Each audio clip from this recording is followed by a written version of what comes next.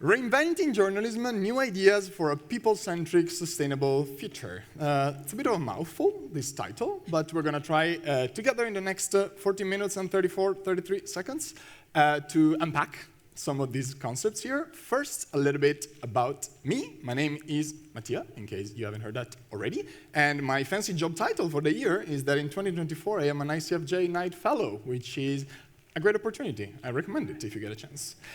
Before this, I was, for 5 years, the manager of the Journalism AI initiative. Anna Paula from the Journalism AI team is here, and the team is amazing, and they do great things, so make sure to follow their work. And beyond the affiliations, let's say, I am a learning experience designer, project manager, and facilitator. This talk really is about a Venn diagram, because, yeah, I also love Venn diagrams. I really do. But I'm not going to give you the time to read the Venn diagram now. I'm going to come back to that in a few minutes, because first I want to go back to the title a little bit. I said there is some stuff to unpack. And maybe the first one is really just a single word, reinventing, because I would understand if right now you're asking yourself, why? Like, what do we need to reinvent, really? And I'm glad to pretend you just asked me that question, because I think there are some numbers that facts, I guess, we're all familiar with, but unfortunately, we need to look at them together right now. Trust in media reaches new low. This is all from this year. News avoidance reaches new high. News industry off to brutal 2024 start as mass layoffs devastate publishers. Enough, right? This is grim enough, and I don't want all of us to have nightmares tonight. Probably it's too late for that already, but hey, sorry. So why am I sharing these grim thoughts? Because I think we need to start this media party and any conversation about journalism agreeing on the fact that we have a problem. We have a significant problem. Those numbers are just proxy to tell us that there is something inherently wrong in the situation. And I think, Sam telling us about hope is not a strategy, AI is not a strategy, Emery talking about how our brain works. They were telling us a lot of things that we should think about more because we have a problem and we need to think about it seriously. And yet, even if we agree that we have a problem, and we have been saying for probably 20 years that our industry is in crisis, I feel like we don't like very much, or we are averse to probably approach the only thing that we should do, which is to consider serious systemic change. While on the other side, let me tell you, we are very ready to jump on all the things that allow us to do some cosmetic change to what we do. With that, I mean thinking, that we can improve our work with a new technology, familiar with that, or any of that, which of course they can help us, but the mistake we do is to thinking that that is enough, while the problem requires more systemic change, and that's what I'm trying to rally all of us behind. Now, the example I was referencing, of course, AI. Take this. First of all, let me clear the ground. I'm not an AI skeptic, not here to tell you that focusing on AI is useless. I would literally be pushed off this stage if that's what I was trying to tell you, so I'm not, for my own sake, but also because I think AI has a lot of potential to help us. I mean, this is me 2 years ago gracing this very stage, as I'm doing right now, sharing 10 things you should know about AI, because for 5 years, working on journalism AI, my mission was to help journalists understand not only the impact that AI can have on our industry, but also the potential and all the great things that we can do with AI. So I'm an optimist when it comes to AI and new technologies, and I think there is a lot that they can do to help us if we approach them the way that Sam was telling us a few minutes ago. And yet, earlier this year, I wrote an article with the headline, "It's not about AI." What we should truly care about is to build a user-centric or people-centric, as I say in the title of this talk, sustainable future for journalism. And in there, I was arguing that, a bit provocatively maybe, that we're getting this AI thing all wrong.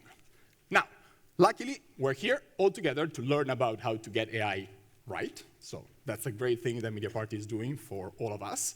But the concern that I have, back to the difference between systemic change and cosmetic changes, is that we are tricking ourselves into thinking, with AI right now, but with other things before, that we can just sprinkle a little bit of AI on top of what we do, a little bit of magic dust, and problem solved. While, of course, it's a bit more complicated than that. So, out of the AI moment of the talk, necessary, to talk more about that problem that I think we have, the deeper issues. I think at the core of it, that's my theory that I'm presenting to you today, is that we really have lost touch with our mission, or at least we're quite confused about it. And so I'm here arguing for the fact that we need to spend much more time thinking and discussing together and then trying to articulate for the public why we think journalism is so important and not taking that for granted. And what is the role we want this journalism to play in our societies?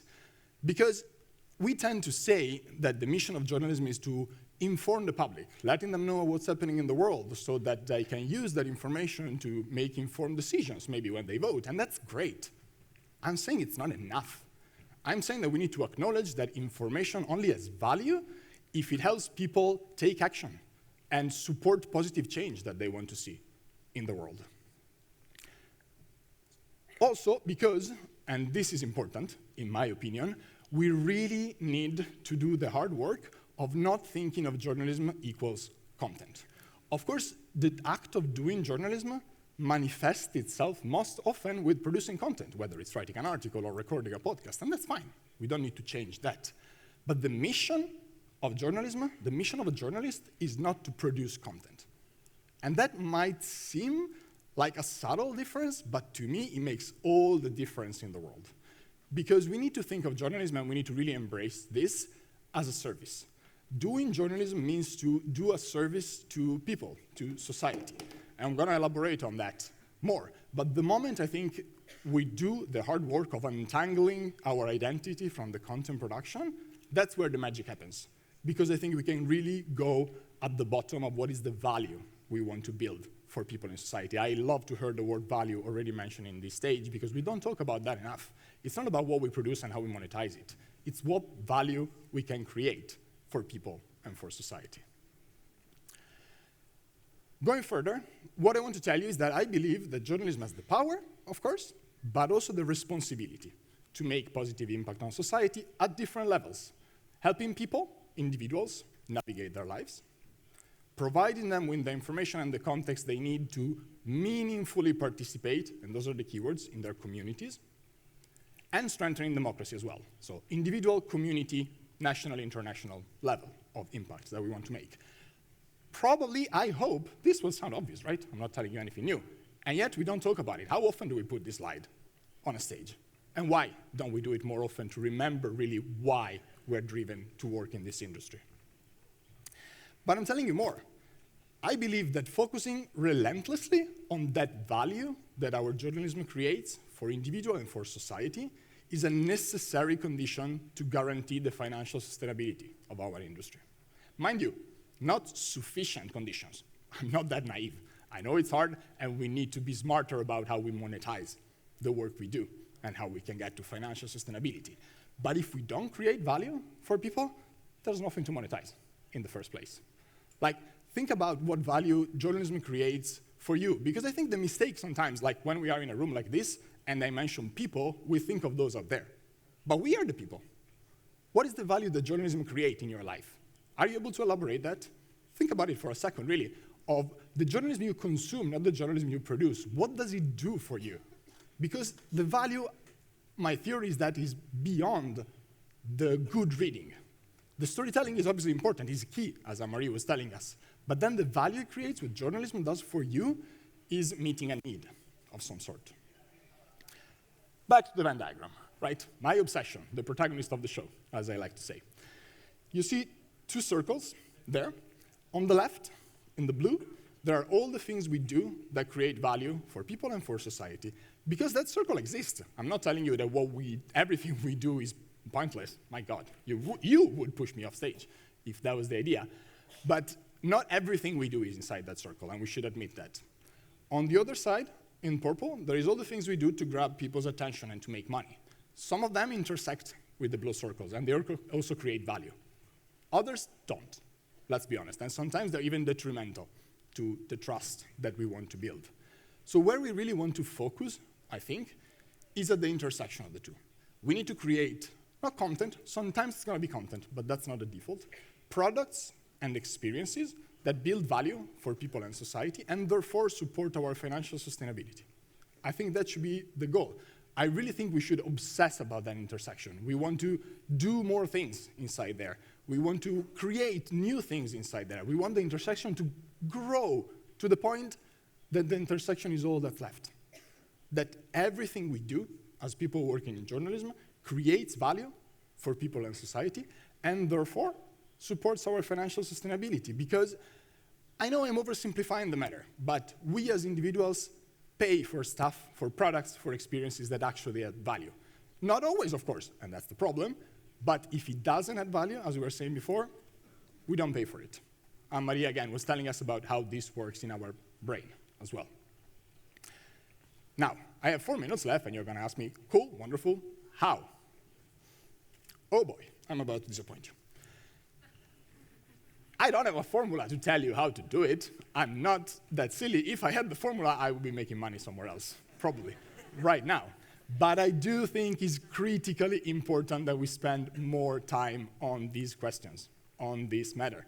And that's what I've been trying to do with the support of the fellowship of ICFJ this year. I've been building, or prototyping, let's say, a group of people that I called News Alchemists. 2 of them are in the room, woohoo to them. And together we have been trying to sit with these questions and understand how we can create that value. I define News Alchemists as a movement that wants to help everyone in journalism put people's needs and curiosity and the benefit of society at the center of everything they do. What we really want to do is to work together to learn, and this is critical for me, how we can measure the success of our organizations, of our journalism, not just in engagement and profit, but in the value that we create. Again, I don't have the formula, but I want to spend time figuring out that formula, because only if we're able to measure the success with the value we create, then we can make every single editorial and business decision based on maximizing that value.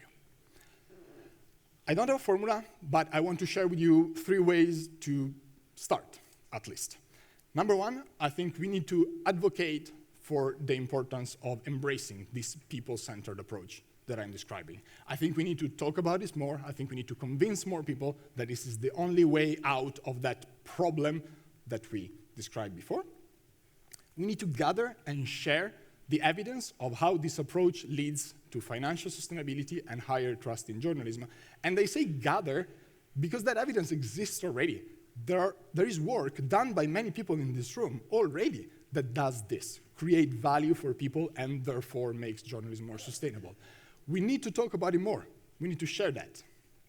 And then we need to co-create the radical new solutions that create value for people and for society, because there is so much more that we can do if we allow ourselves to not default to thinking that we need to write another article, that we might create value in a different and radical new way.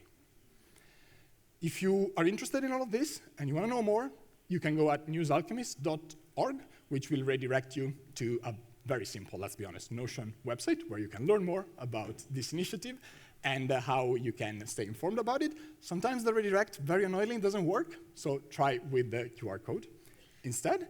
And this is just a primer.